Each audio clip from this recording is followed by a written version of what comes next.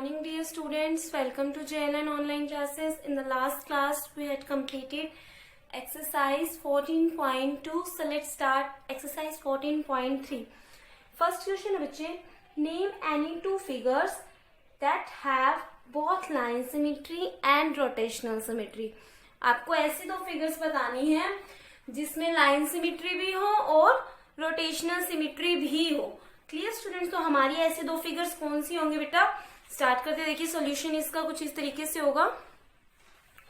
हमारी ऐसी line symmetry और रोटेशनल सिमिट्री वाली दो फिगर कौन सी होंगी? फर्स्ट हो जाएगी आपकी इक्विलेटरल ट्रायंगल एंड नेक्स्ट हो जाएगी सर्कल. क्योंकि इक्विलेटरल ट्रायंगल जो है आपकी, इसमें आपकी लाइन सिमिट्री भी बनती है और रोटेशनल सिमिट्री भी बनती है. ठीक है बेटा, और सेम ही बनती है. और अगर हम सर्कल की बात करें तो सर्कल में भी लाइन सिमिट्री भी बनेगी और रोटेशनल सिमिट्री भी बनती है. तो दो फिगर हो जाएंगी, एक तो equilateral triangle and secondly circle. Second question देखते हैं बच्चे क्या है. Draw wherever possible a rough sketch of. आपको एक रफ स्केच बनाना है. किसका बनाना है? एक triangle with both line and rotational symmetry of order more than one. एक ऐसा ट्रायंगल बनाना है जिसमें जो लाइन सिमिट्री और रोटेशनल सिमिट्री दोनों का ऑर्डर क्या हो बेटा? मोर देन वन हो. क्लियर? तो फर्स्ट आपका क्या बनेगा? हम कहें फर्स्ट का सोल्यूशन देखते हैं. अ triangle with both line and rotational symmetry of order more than one is an equilateral triangle. तो बेटा वो कौन सा ट्रायंगल है जिसमें लाइन सिमिट्री और रोटेशनल सिमिट्री दोनों ही ऑर्डर मोर देन वन की होती है? तो वो कौन सा ऑर्डर हो जाएगा आपका? कौन सा ट्रायंगल हो जाएगा? Equilateral triangle. ठीक है बेटा, इक्विलेटरल ट्रायंगल. देखिए लाइन सिमिट्री की अगर हम बात करें तो इक्विलेटरल ट्रायंगल में कुछ इस तरीके से बनती है लाइन सिमिट्री. एक यहाँ से, एक यहाँ से, एक यहाँ से. इसकी 3 ऑर्डर हो गई.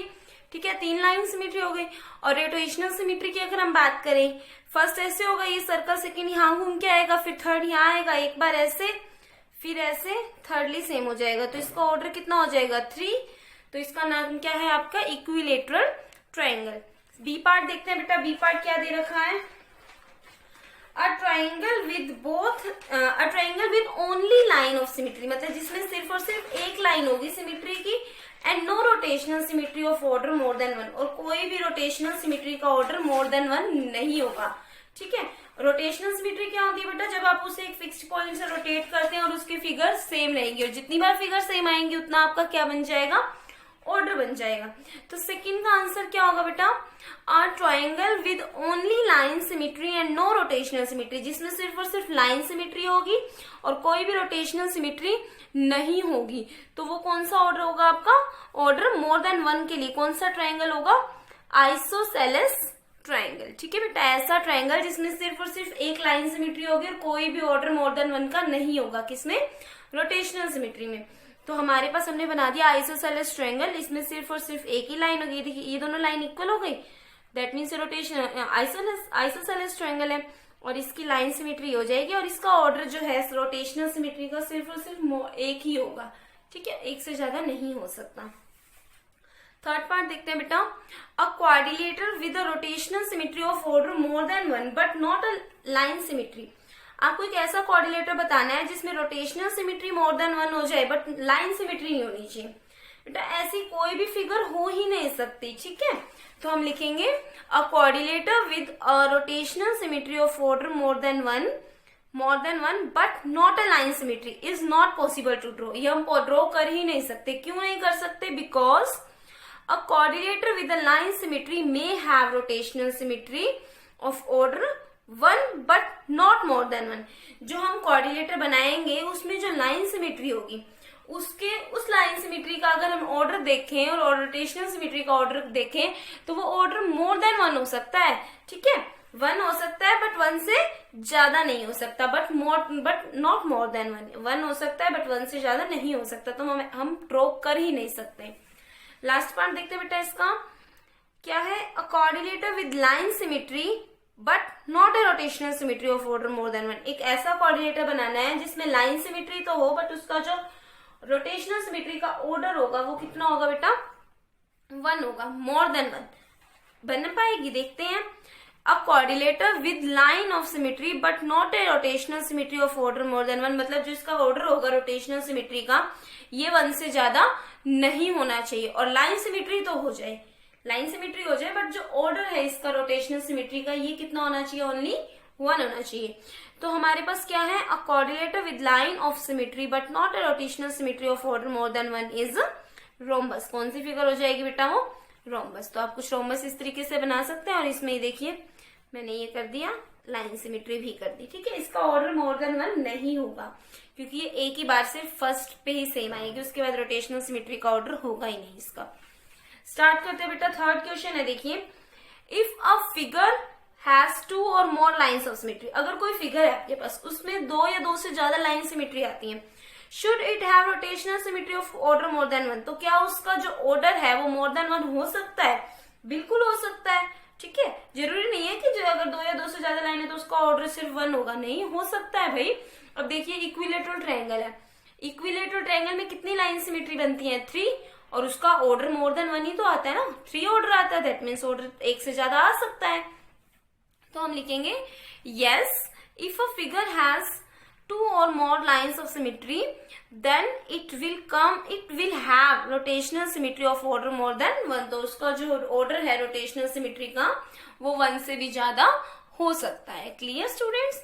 ओके बेटा, स्टार्ट करते हैं question number 4। Filling in the blanks, आपको ये ब्लैंक फिल करने हैं। ये क्वेश्चन आपको नोटबुक में करना है, जिस तरीके से मैं करवाऊंगी आप ऐसे ही करेंगे। फिलिंग इन द ब्लैंक, आपके पास कुछ शेप्स दे रखी हैं और ये पूछा गया है कि इन शेप्स का सेंटर ऑफ रोटेशन क्या है, मतलब हम इसे रोटेट करेंगे, कहां से रोटेट करें, ऑर्डर ऑफ रोटेशन क्या होगा, एंगल ऑफ रोटेशन क्या होगा, ठीक है बेटा। फर्स्ट पार्ट आप उठाते हैं स्केयर। देखिए अगर हमने स्केयर उठाया, आप भी कुछ नोटबुक में इस तरीके से ही करेंगे, स्केयर उठाया तो आप ये पेंसिल से ड्रॉ करेंगे, बेटा मैं पेन से कर रही हूँ, बेटा आप पेंसिल से करेंगे। स्केयर लिया अगर आपने, देखिए अगर हम कहें हमारे पास सही स्केयर मैंने बना दिया, यहाँ पर आप भी ऐसे बना के दिखाएंगे। इसको अगर मुझे रोटेट करना है, रोटेट करने के लिए मैं इसको क्या करूंगी, पहले एक बार ये यहाँ से उठाऊंगी, ठीक है। ये चीज क्या होती है बेटा, इसके डायगोनल होते हैं, ध्यान रखना, ठीक है। एक बार उठा के इसको थोड़ा सा ऐसे अगर मैं इधर लेके आऊंगी तो ये पोजीशन कहाँ आ जाएगी, इस तरीके से हो जाएगी ये पोजीशन, ठीक है। फिर अगली बार फिर हो जाएगी सेम इस तरीके से, 4 बार रोटेट हो सकता है ना, क्योंकि इसके डायगोनल पॉइंट्स देखिए ये वाले डायगोनल पॉइंट्स है। तो हम इसका जो सेंटर ऑफ रोटेशन क्या हो जाएगा इसका बेटा, इंटरसेक्टिंग पॉइंट ऑफ डायगोनल। यहाँ आप लिखेंगे इसका सेंटर ऑफ रोटेशन क्या है, intersecting point of diagonal. Clear students? अब उसके बाद नेक्स्ट पूछा है आपसे ऑर्डर ऑफ रोटेशन क्या होगा, इसका क्या होगा order of rotation, 1 2 3 4 times rotate हो सकता है ये, ठीक है। तो इसका ऑर्डर ऑफ रोटेशन कितना हो जाएगा, 4। अब जब आपके पास ऑर्डर निकल जाए ना, फिर तो एंगल निकालना इजी है। आपको अगर पता है ना कि किसी फिगर का ऑर्डर ऑफ रोटेशन कितना है, तो आप उसका एंगल इजीली निकाल सकते हैं कि कितने डिग्री एंगल पर वो रोटेट हो रहा है। ऑर्डर कितना है बेटा, 4, टोटल आपका होता कितना है, 360 कंप्लीट एंगल, ठीक है। तो हमें एंगल निकालना है, तो 360 को जितना ऑर्डर है उससे डिवाइड कर दीजिए, कितना ऑर्डर है 4, डिवाइड कर दीजिए, कितना आ जाएगा 90। तो इसका जो एंगल ऑफ रोटेशन है वो कितना हो जाएगा बेटा, 90 डिग्री। क्लियर? सेकंड फिगर है आपके पास रेक्टेंगल। रेक्टेंगल कुछ आपकी इस तरीके से बनेगी, ठीक है। रेक्टेंगल आपकी कुछ इस तरीके से बनेगी। अब रेक्टेंगल के जो है डायगोनल्स ये होंगे, इसको हम रोटेट करते हैं तो इसका ऑर्डर सिर्फ कितना आएगा बेटा, इसका जो सेंटर ऑफ रोटेशन इसका भी यही होगा, intersecting point of diagonals. Clear? जो इसका आपका ऑर्डर होगा ना, ऑर्डर क्या होता है रेक्टेंगल का, रेक्टेंगल को हम टर्न करते हैं। जब मैंने आपको इंट्रोडक्शन वीडियो में करवाया था कि रेक्टेंगल को आप रोटेट करके देखेंगे तो वो 2 टाइम्स में ही सेम होगी, ठीक है, 2 टाइम्स में ही सेम होगी। अगर हमने देखिए यहाँ बनाकर मैं दिखा दूंगा आपको, कुछ इस तरीके से बनेगी ये फिगर। अगर मैं बना के दिखाऊं तो आपकी फर्स्ट टाइम में ऐसे होगी अगर रेक्टेंगल है तो, ठीक है।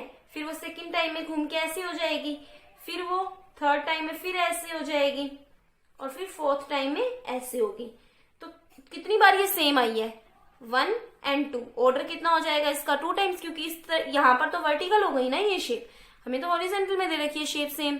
तो इसका ऑर्डर कितना हो जाएगा बेटा, 2। ऑर्डर 2 हो गया। एंगल निकालने के लिए आप क्या कीजिए, 360 को ऑर्डर वाले से डिवाइड करवा दीजिए, कितना आ जाएगा 180। तो एंगल कितना हो जाएगा 180। नेक्स्ट है आपकी रोम्बस। रोम्बस आपकी क्या होती है, जो रोम्बस के भी तो डायगोनल्स ही मीट करवाते हैं ना, रोम्बस के भी डायगोनल्स मीट होते हैं। ये देखिए डायगोनल्स है रोम्बस के भी, तो इसका भी सेंटर ऑफ रोटेशन तो क्या होगा, इंटरसेक्टिंग पॉइंट ऑफ डायगोनल। और रोम्बस का भी ऑर्डर कितना होता है बेटा 2, तो रोम्बस का ऑर्डर 2 है तो आप एंगल निकाल सकते हैं, 360 से डिवाइड करवा दीजिए, you will gate 180 degree. Clear students? देखते हैं रोम्बस के बाद आपको क्या दे रखा है, इक्विलेटरल ट्राइंगल। देखिए यहाँ दे रखा है इक्विलेटरल ट्राइंगल। अब इक्विलेटरल ट्राइंगल जिसकी 3 साइड्स होती है, हमें पता है उसका ऑर्डर कितना होता है रोटेशनल सिमेट्री का 3। इक्विलेटरल ट्राइंगल आपका कुछ इस तरीके से बनेगा ना। तो अगर हम कहें एक बार वो एंगल यहाँ पॉइंट यहाँ आएगा, फिर यहाँ आएगा, फिर यहाँ आएगा, और इसके जो इंटरसेक्टिंग पॉइंट होंगे ना बेटा, इसके डायगनल नहीं होगा। जो इसका सेंटर ऑफ रोटेशन होगा इसका डायगनल नहीं होगा, इसका क्या होगा आपका इंटरसेक्टिंग पॉइंट ऑफ मीडियन। क्योंकि हमें जब भी ट्रायंगल को देखिए, ये अगर हम कहें ट्रायंगल को हम इस तरीके से लाइन सिमेट्री कर रहे हैं, यहाँ से यहाँ से यहाँ से, ये याद रखिए बेटा, ट्रायंगल को जब भी कोई लाइन काटती है मतलब इक्वली पार्ट्स में डिवाइड करती है तो वो क्या कहलाते हैं, मीडियन। ठीक है बेटा, क्या कहलाएगा, मीडियन, नॉट डायगनल, मीडियन। तो इसका सेंटर ऑफ रोटेशन क्या हो जाएगा, intersecting points of median, sorry. अब हमें पता है इसका ऑर्डर क्या होता है 3, क्योंकि हमें इक्विलेटरल ट्रायंगल है, 3 टाइम्स हम इसको रोटेट करेंगे, 3 टाइम्स ही आएगा, तो ऑर्डर हो जाएगा 3। और एंगल निकालने के लिए आप क्या कीजिए, 360 को 3 से डिवाइड कर दीजिए, you will get 120 degree angle आ जाएगा। नेक्स्ट है आपका रेगुलर हेक्सागन। रेगुलर हेक्सागन अगर हम बनाते हैं बेटा, 6 साइड से बनाना है ना आपको, 1 2, देखिए कुछ इस तरीके से बनाएंगे हम रेगुलर हेक्सागन, 1 2 3 4 5 6। तो इसके भी जो पॉइंट्स होंगे यहाँ से यहाँ तो मीट करवाएंगे ना, डायगनल से डायगनल। देखिए डायगनल से डायगनल करवाते हैं हम भी, कुछ इस तरीके से ही करवाते हैं, यहाँ से ये जाएगा और यहाँ से ये जाएगा, ठीक है, यहाँ से ये हो जाएगा, तो 6 लाइंस हो जाएंगी। तो इसका भी इंटरसेक्ट जो सेंटर पॉइंट आएगा वो क्या हो जाएगा, इंटरसेक्टिंग पॉइंट्स ऑफ डायगनल, और ऑर्डर क्या होगा इसका 6। ठीक है, 6 टाइम्स हम इसको कर सकते हैं। 6 टाइम्स पे जब भी हम इसको रोटेट करेंगे तो इसकी फिगर सेम ही आएगी, तो इसका ऑर्डर हो जाएगा 6। एंगल निकालने के लिए 360 को 6 से डिवाइड कर दीजिए, you will get 60 degree angle आ जाएगा। नेक्स्ट है सर्कल। बेटा देखिए सर्कल कुछ ये है, सर्कल में जो होती है आपकी, मैंने बताया था सर्कल में जो लाइन सिमेट्री होगी वो इन्फिनिटी होती है, कितनी भी लाइन पास कर सकते हैं आप सर्कल से, तो ठीक है। तो इसका जो सेंटर पॉइंट होगा वो क्या होगा, सेंटर। जो सेंटर ऑफ रोटेशन होगा वो सेंटर ही होगा, सेंटर से ही हम टर्न करते हैं। और ऑर्डर क्या हो जाएगा इसका, इनफाइनाइट होता है ऑर्डर, कितना भी कर सकते हैं हम तो इसको, ठीक है, इनफाइनाइट है। और एवरी एंगल, हर एंगल पे होगा, क्योंकि अगर हमने इसे यहां से टर्न कर दिया तो कुछ होगा, यहां से टर्न कर दिया तो कुछ होगा, जो इसका एंगल होगा वो क्या होगा, एवरी एंगल। नेक्स्ट है बेटा सेमी सर्कल। सेमी सर्कल आपका कुछ इस तरीके से बनता है, जो सर्कल का हाफ होगा, ठीक है, सर्कल का हाफ। अब ये सर्कल का हाफ है और ये सर्कल का हाफ, तो ये जो सर्कल का, ये अगर हम इसको कंप्लीट कर दे तो ये क्या कहलाएगा, मिड पॉइंट किसका, डायमीटर का, ठीक है। तो हम क्या करेंगे, जो इसका सेंटर होगा वो क्या होगा, सेंटर ऑफ रोटेशन क्या होगा बेटा, मिड पॉइंट ऑफ डायमीटर। मतलब जो डायमीटर, कंप्लीट डायमीटर है ना, हम इसको रोटेट करेंगे तो यहां से घुमाएंगे, ऐसे तो घुमाएंगे ना, यहां से पकड़ के यहाँ पे, ठीक है, यहां से घुमा के इस चीज को यहाँ लाएंगे, तो इस मिड डायमीटर का जो मिड पॉइंट है वो क्या बन जाएगा, centre of rotation, mid point of diameter. और इसका ऑर्डर क्या हो जाएगा बेटा 1, क्योंकि एक ही बार सेम रहेगा, दोबारा सेम नहीं आएगा, क्योंकि एक बार ऐसे आएगा, फिर ये अगेन ऐसे हो जाएगा, और नेक्स्ट टाइम में ये ऐसे आ जाएगा, ठीक है। कहीं भी सेम आया नहीं आया ना, सिर्फ एक ही बार सेम है, तो इसका ऑर्डर क्या हो जाएगा 1। और कितने डिग्री पर है कंप्लीट, 360 पे, तो एंगल कितना हो जाएगा 360, क्योंकि 360 को 1 से डिवाइड करवाएंगे, अगेन कितना आ जाएगा 360, तो एंगल ऑफ रोटेशन कितना हो जाएगा बेटा 360। Clear students? बच्चे इस एक्सरसाइज का नेक्स्ट क्वेश्चन हम कल करेंगे, तब तक स्टूडेंट्स आप रिवाइज कीजिए। Thank you so much, have a nice day all of you.